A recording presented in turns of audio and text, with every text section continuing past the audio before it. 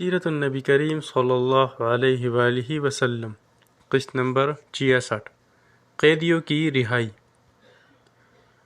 ابو سفیان بن حارث رضی اللہ عنہ نے جواب میں میدان جنگ کی جو کیفیت سنائی وہ یہ تھی: خدا کی قسم، بس یوں سمجھ لو کہ جیسے ہی ہمارا دشمن سے ٹکراؤ ہوا، ہم نے گویا اپنی گردنیں ان کے سامنے پیش کر دی اور انہوں نے جیسے چاہا ہمیں قتل کرنا شروع کر دیا، جیسے چاہا گرفتار کیا۔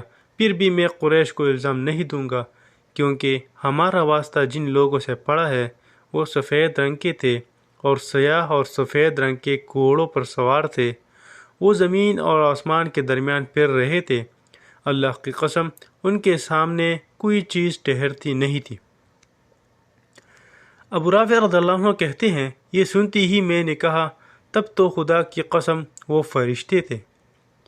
میری بات سنتے ہی ابو لہب غصے میں آ گیا۔ اس نے پوری طاقت سے تھپڑ میرے منہ پر دے مارا، پھر مجھے اٹھا کر پٹخ دیا اور میرے سینے پر چڑھ کر مجھے بے تحاشا مارنے لگا۔ وہاں میری مالکن یعنی ام فضل بھی موجود تھی۔ انہوں نے ایک لکڑی کا پایا اٹھا کر اتنی زور سے ابو لہب کو مارا کہ اس کا سر پھٹ گیا۔ ساتھ ہی ام فضل نے اس سخت لہجے میں کہا، تو اسے اس لیے کمزور سمجھ کر مار رہا ہے کہ اس کا آقا یہاں موجود نہیں؟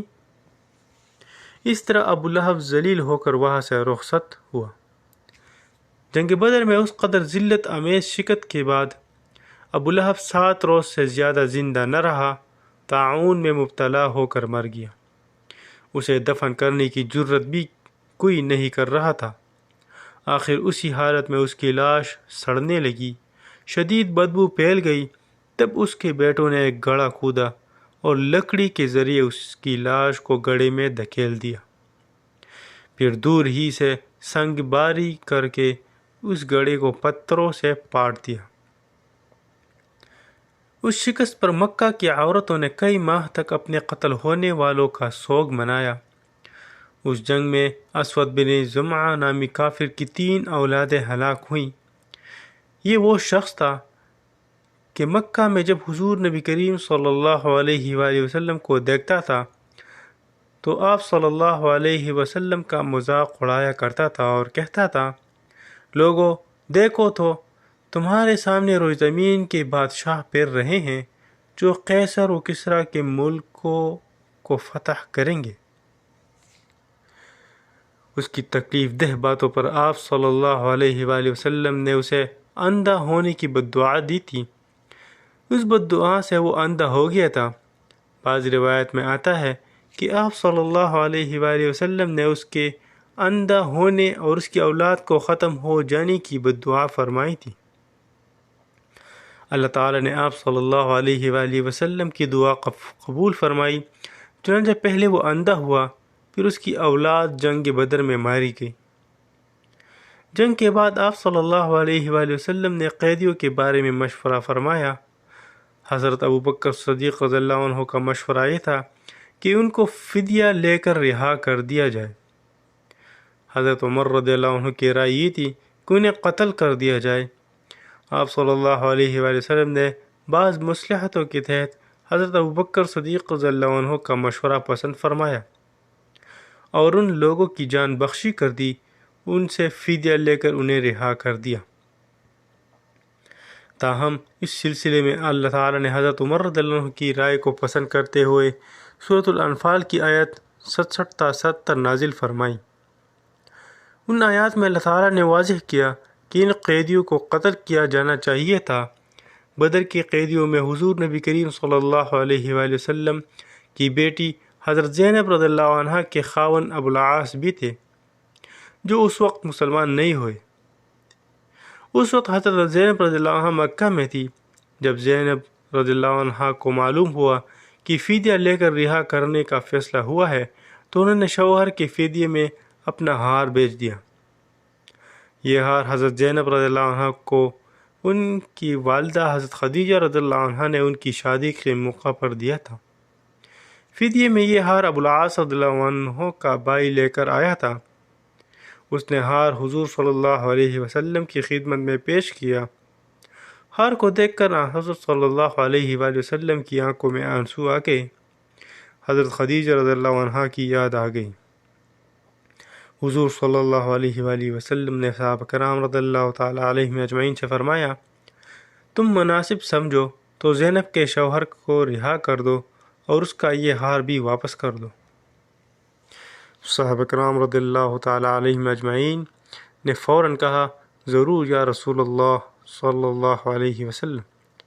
چنانچہ ابو العاص رضی اللہ عنہ کو رہا کر دیا گیا اور زینب رضی اللہ عنہ کا ہار لوٹا دیا گیا۔ البتہ آپ نے ابو العاص رضی اللہ عنہ سے وعدہ لیا تھا کہ مکہ جاتے ہی وہ زینب رضی اللہ عنہ کو مدینہ بھیج دیں گے۔ انہوں نے وعدہ کر لیا۔ یہاں یہ بات بھی واضح رہے کہ حضرت زینب رضی اللہ عنہ کی شادی ابو العاص رضی اللہ عنہ سے اس وقت ہوئی تھی جب حضور صلی اللہ علیہ وآلہ وسلم نے اسلام کی دعوت شروع نہیں کی تھی۔ جب حضور صلی اللہ علیہ وسلم نے اسلام کی دعوت شروع کی تو مشرکین نے ابو العاص رضی اللہ عنہ پر زور دیا تھا کہ وہ حضرت زینب رضی اللہ عنہ کو طلاق دے دے، لیکن انہوں نے ایسا کرنے سے انکار کر دیا تھا۔ البتہ ابو لہب کے دونوں بیٹوں نے حضور اکرم صلی اللہ علیہ وسلم کی بیٹیوں حضرت رقیہ اور حضرت ام کلثوم رضی اللہ عنہما کو طلاق دے دی۔ ابھی صرف ان کا نکاح ہوا تھا، رخصتی نہیں ہوئی تھی۔ جب نبی کریم صلی اللہ علیہ وسلم کو معلوم ہوا تھا کہ ابو العاص نے مشرکوں کا مطالبہ ماننے سے انکار کر دیا ہے تو حضور اکرم صلی اللہ علیہ وسلم نے ان کے حق میں دعا فرمائی تھی۔ ابو العاص غزوہ بدر کے کچھ عرصہ بعد مسلمان ہو گئے تھے۔ حضرت زینب رضی اللہ عنہ کو لانے کے لیے مدینہ منورہ سے حضرت زید بن حارثہ رضی اللہ عنہ کو بھیجا گیا۔ ابو العاص نے وعدے کے مطابق انہیں ان کے ساتھ بھیج دیا۔ اس وقت تک حجاب کا حکم نازل نہ ہوا تھا۔ اس طرح وہ مدینہ آ گئی۔ راستے میں کافروں نے رکاوٹ بننے کی کوشش کی تھی، لیکن ابو العاص کے بھائی ان کے راستے میں آ گئے اور مشرک ناکام رہے۔ قیدیوں میں حضرت خالد بن ولید رضی اللہ عنہ کے بھائی ولید بن ولید بھی تھے۔ انہوں نے ان کے بھائی ہشام اور خالد بن ولید رضی اللہ عنہما نے رہا کرایا۔ ان کا فدیہ ادا کیا گیا۔ جب وہ انہیں لے کر مکہ پہنچے تو وہاں انہوں نے اسلام قبول کر لیا۔ اس پر ان کے بھائی بہت بگڑے۔ انہوں نے کہا، اگر تم نے مسلمان ہونے کا ارادہ کر لیا تھا تو وہی مدینے میں کیوں نہیں ہو گئے؟ سلسلہ جاری رہے گا، باقی اگلی قسط میں انشاءاللہ تعالی۔